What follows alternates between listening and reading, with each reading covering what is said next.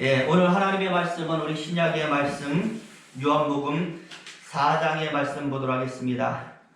요한복음 4장 43절에서 54절까지의 말씀 보도록 합니다. 요한복음 4장 43절에서 54절까지의 말씀 각자 성경 보시고 또 화면 보시면서 이 말씀 한 절씩 돌아가면서 읽도록 하겠습니다. 제가 43절의 말씀 읽도록 합니다. 이틀이 지나매 예수께서 거기를 떠나 갈릴리로 가시며 신이 전부하시기를 선지자가 고향에서는 높임을 받지 못한다 하시고 갈릴리에 이르시되 갈릴리인들이 그를 영접하니 이는 자기들도 명절에 갔다가 예수께서 명절 중 예루살렘에서 하신 모든 일을 보았음이더라. 예수께서 다시 갈릴리 가나에 이르시니 전에 물로 포도주를 만드신 곳이라 밤에 시야가 있어서 그 아들이 가버나움에서 병들었더니 그가 예수께서 유대로부터 갈릴리에 오심을 듣고 가서 청하되 내려오소서 내 아들의 병을 고쳐주소서 하니 저가 거의 죽게 되었음이라. 예수께서 가라사대 너희는 표적과 기사를 보지 못하면 도무지 믿지 아니하리라. 신하가 가로되 주여 내 아이가 죽기 전에 내려오소서. 예수께서 가라사대 가라 내 아들이 살았다 하시는데 그 사람이 예수의 하신 말씀을 믿고 가더니 내려가는 길에서 그 종들이 오다가 만나서 아이가 살았다 하거늘 그 낫기 시작한 때를 물은즉 이제 내 실시에 열기가 떨어졌나이다 하느니라. 53절과 54절 같이 있습니다. 아비가 예수께서 내 아들이 살았다 말씀하신 그때인 줄 알고 자기와 그 온 집이 다 믿으리라. 이것은 예수께서 유대에서 갈릴리로 오신 후 행하신 두 번째 표적이니라. 아멘. 할렐루야. 오늘은 2021년도의 두 번째 주일 1월 10일입니다. 연이어서 계속되고 있는 기록적인 한파와 코로나의 질병 속에서 우리의 몸과 마음도 상당히 움츠러들고 있는데요. 부디 하나님의 능력이 이 모든 문제와 어려움을 몰아내기를 바라면서 오늘 말씀을 보도록 하겠습니다. 먼저 오늘도 우리 옆사람과 축복의 인사를 하도록 하겠는데요. 항상 우리가 하는 인사말입니다. 사랑합니다. 축복합니다. 평안하시기 바랍니다. 우리 인사말로 서로 인사하겠습니다. 사랑합니다. 축복합니다. 평안하시기를 바랍니다. 저와 여러분들 평강하시기를 예수의 이름으로 축원을 드립니다.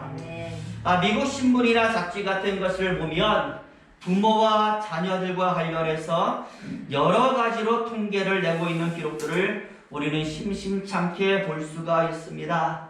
그 중에 하나를 제가 오늘 소개를 드리면은요, 미국 버지니아에 존 영이라고 하는 흑인 부부가 살고 있습니다. 평생을 밭에서만 일한 농부들이라서요, 교육과는 거리가 멀고 학교도 제대로 다니지 못했습니다. 우리나라도 예전에 농사가 주된 업이었을 때 이 자녀들이 상당히 많았지 않습니까? 이 부부들도 마찬가지라서 자녀가 무려 14명이나 있는 겁니다. 자녀들이 많으신 집 여러분 잘 아시잖아요. 자녀들과 관련한 아픔이 상당히 많습니다. 이 집도 마찬가지라서 한 번은 집에 불이 나서 14명의 아이들이 한꺼번에 죽을 뻔한 위기도 있었고, 또 아이가 아프면은요, 이게 연달아서 아이들이 같이 아픈 것이죠. 단체로 전염병이 걸려서 병원에 입원한 적도 있었습니다. 또 학교에서 문제가 생기면 참 이상해요. 같이 생겨가지고 연달아 담임 선생님과 면담도 하는 겁니다. 그러다 보니 아이들이 자라는 동안 우가 끊이지를 않았습니다. 그러니 주위의 백인들이 보면서 비난을 하는 거죠. 정무식한 것들이 애만 많이 낳았 집안이 저리 편치 않다. 하지만 이 부분은 말입니다.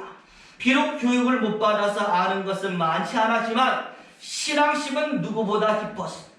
항상 자녀들을 위해서 기도했고 사고가 날 때마다 하나님의 도움을 간구하는 것입니다. 그리고 오히려 자녀들을 키우면서 생기는 아픔들을 축복으로 여겨가면서 현관 문 앞에다가는 큰 글자로 하나님은 오늘도 나를 지키십니다 라고 써놓고 매일같이 아이들로 하여금 그 말씀과 그 물기를 묵상하면서 읽도록 시켰다라는 겁니다. 결국 이 아이들이 이런저런 우환이 많은 가운데서도 훌륭하게 성장을 해서 단 한 명도 죽은 아이가 없이 죄다 대학 졸업하고 반듯한 직장을 가지고 살아가는 것입니다. 게다가 아이들이 많으니까 직업들도 다양했어요. 어떤 아이는 박사요, 교수요, 또는 의사요, 정치인으로 다 성공을 한 것입니다. 결국 주위의 사람들이 이 가정을 보고 무엇이라고 하는가 하면 역시 기도하는 사람들은 실패가 없구나. 위기와 아픔은 있어도 하나님의 역사가 반듯한 성공과 열매로 이끄는구나 라고 인정을 했다는 것입니다. 여러분 그렇습니다. 하나님을 바라보는 가정은 망하는 법이 없는 줄로 믿습니다. 지켜주시는 분이 하나님이신데 어떻게 그 가정이 망할 수가 있겠습니까? 이 가정처럼 기도라는 하나님과의 직각 통로가 열려 있는 한 하나님의 역사는 끊이지 않는 것이고 그 기도를 통해 역사하시는 하나님의 능력은 기도하는 사람을 일으키는 놀라운 힘으로 작용하는 것입니다. 그러니 이제 시작한 2021년 여러분 우리 교회의 목표가 무엇입니까? 하나님의 복을 받는 것입니다. 그래서 2020년도 얼마나 어렵고 힘들었습니까? 코로나로 인해 얼마나 많은 문제가 우리 앞에 있었습니까? 이것을 우리가 극복하고 반드시 회복하고 그래서 나아지는 것 이게 바로 우리의 목표 아니겠습니까? 그런데 이것이 무엇으로 가능할 수 있을까요? 바로 이 가정에서 보여주고 있는 기도라는 것입니다. 그 기도로 우리 삶에 하나님의 역사를 채워가는 것입니다. 나의 교회에, 나의 가정에, 나의 직장과 사업장에 하나님의 역사를 채워가면 우리는 하나님의 복으로 일어서는 것입니다. 그리고 또 반드시 필요한 것이 하나가 더 있는데 그것이 바로 오늘 본문 속에 있기 때문에 오늘 본문의 말씀 우리 보다 더 자세하게 살펴보기를 원합니다. 여러분은 본문의 말씀 보시면 예수님의 치유 사역과 관련한 하나의 사건이 나와 있습니다. 죽어가는 아이를 살려주신 예수님의 능력이 나오고 있습니다. 그래서 보시면 우리가 읽지 않은 앞의 내용과 이어지는 사건인데요. 4장 1절 말씀부터 쭉 보시면 예수님께서 사마리아 우물가에서 한 여인과 만나는 겁니다. 그리고 거기서 예수님이 여인과 어떠한 대화를 나누시는데 생수와 영생이라는 대화, 구원과 예배와 관련한 아주 귀한 말씀을 나누고 계셨습니다. 우리 모두는 자신을 영원히 목마르지 않게 만드는 생수를 마셔야 된다라는 것. 그리고 그 생수는 오직 예수님만이 가지고 계시고 예수님만이 줄 수 있다는 이야기. 이제 앞으로 예수님의 죽으심으로 하나님이 사람을 위해서 계획하신 모든 구원의 계획이 완성될 것이니까 다른 곳에 가서 물을 찾고 양식을 찾고 생명을 찾지 말고 너희를 위해서 죽는 나를 영접해서 믿고 따라서 내가 주는 말씀으로 영원히 죽지 않는 영생을 얻고 영원히 목마르지도 말아라 라는 말씀을 하신 것입니다. 내가 줄 것이니까 나를 통해서 얻어라 말씀을 하셨던 것입니다. 그런 다음에 이제 예수님이 갈릴리로 오신 것이고 죽어가는 자신의 아이를 살려달라고 하는 아버지를 만나게 되는 겁니다. 영원히 죽지 않는 이야기, 정말 영원히 죽지 않은 영생을 예수님이 이야기하고 그것을 내가 줄 것이다 라고 하는 그런 예수님 앞에 실제로 죽음을 앞둔 아이를 가진 아버지가 나타난 것이죠. 그 생명 달라고, 영원히 죽지 않는 생명이 있다라고 했으니 그 생명 주셔서 내 아이를 살려주십시오. 예수님은 오늘 본문에 보니 그 아이를 살렸습니다. 그러니 예수님 스스로가 자신의 말씀이 사실이라는 것을 증명하신 것이고, 이것을 보면서 세상은 예수님 말씀은 참다라는 것을 알게 되었던 것입니다. 여러분, 더 중요한 것은 바로 이렇게 예수님 말씀이 이루어지는 이 사건 속에 예수님과 관련한 중요한 세 가지가 나와 있다는 것인데요. 첫째는 예수님의 근심이 나와 있고, 예수님의 한탄이 나와 있고, 비교가 나와 있습니다. 예수님은 스스로를 증명하신 사건 속에서 보여주는 이러한 예수님의 모습 속에 제가 여러분에게 알려주기 원하는 해답이 있기 때문에 오늘 말씀 제가 소개해 드리는 것입니다. 그래서 우리 먼저 48절의 말씀을 같이 한번 읽어볼 텐데요. 48절 말씀 보여주시겠습니다. 시작. 예수께서 가라사대 너희는 표적과 기사를 보지 못하면 도무지 믿지 아니하리라. 아멘. 여러분, 이 말이 어떤 의미가 있는가 하면은요, 사마리아에서 이제 고향 갈릴리로 향하시는 예수님에게 한 가지 근심이 있었다라는 것이고요. 그 근심이 무엇일까라고 봤더니 44절에 나오는 겁니다. 우리 똑같이 44절 말씀 읽어보도록 합니다. 있습니다. 시작. 친히 증거하시기를 선지자가 고향에서는 높임을 받지 못한다 하시고. 어떤 것입니까요? 내가 고향으로 돌아왔는데 과연 고향 사람들이 나를 환영할까 배척할까? 여러분, 고향에 있는 사람들 뻔히 예수님의 모든 어린 시절 다 알고 있지 않습니까? 천한 직업의 목수였고, 그 어떤 특별한 일이 없었던 평범한 사람이었고, 게다가 육신의 부모도 엄연히 다 존재하고 있는데 이 사람이 고향을 떠난 지 얼마도 되지 않았는데 이 사람이 메시아다, 구원자다, 하나님의 아들이다라면서 사람들이 떠받들고 있고 기적을 몰고 다니고 사이에 이수가 되고 있으니 과연 고향 사람들이 이런 나를 좋아라 환영하며 받아줄까, 나를 거부하지는 않을까 하는 첫 번째 예수님의 모습, 근심이 예수님 안에 있었다라는 것입니다. 그런데요, 고향에 딱 도착을 하니까 오늘 본문에 말합니다. 사방에서 사람들이 몰려들더니 예수님을 환영했다. 그리고 어서 오십시오 라고 영접했다라고 말씀을 하는 겁니다. 근심이 해결된 것이죠. 안심을 하고 있는데 난데없이 갑자기 환영 인파 가운데 한 사람이, 아니 거의 대다수의 사람들이 한 목소리로 여기서는 과연 어떤 기적과 표적을 보여주실 것입니까? 고향이니까요 더 큰 기적을 보여주시겠죠? 라고 이야기를 해대니 한순간에 이 안심이 한탄으로 변하고 있었다라는, 근심이 안심으로, 안심이 한탄으로의 변화, 이게 바로 두 번째 예수님의 모습이 되는 것입니다. 아까 우리가 읽었던 48절의 말씀이 되는 것이죠. 예수께서 가라사대 너희는 표적과 기사를 보지 못하면 도무지 믿지 아니하리라. 너희들이 지금 진심으로 나를 환영하며 영접하는 것이 아니었구나.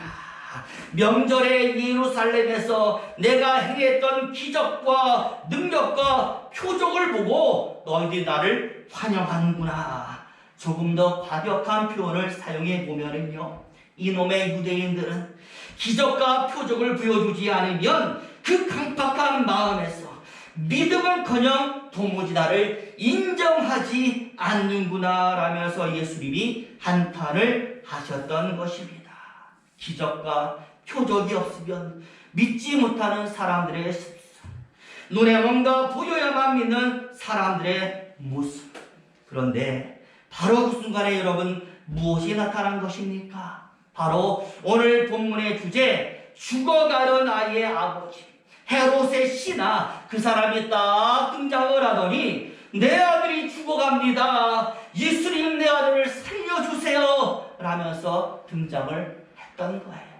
그런 다음에는요, 여러분이 다 잘 아는 내용이 나옵니다.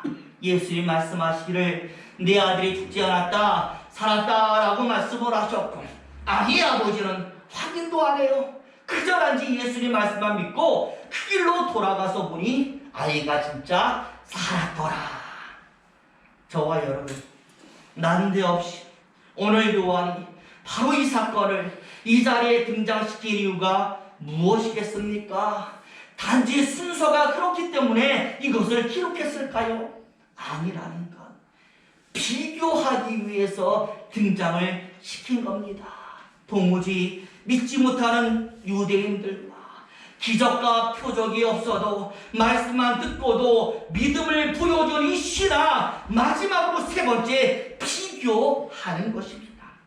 지금까지 예수님이 계속해서 말씀하셨던 것들, 예수님이 가진 모든 능력과 영원히 우리를 목마르지 않게 하시는 생수와 그를 통해서 얻어지는 구원, 생명, 하늘의 모든 신령 것들 과연 누구의 것이겠느냐?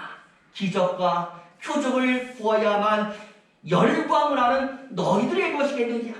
아니면 기적이 없어도 표적이 없어도 말씀만으로도 나를 믿고 신뢰하고 따르는 저 사람이겠느냐?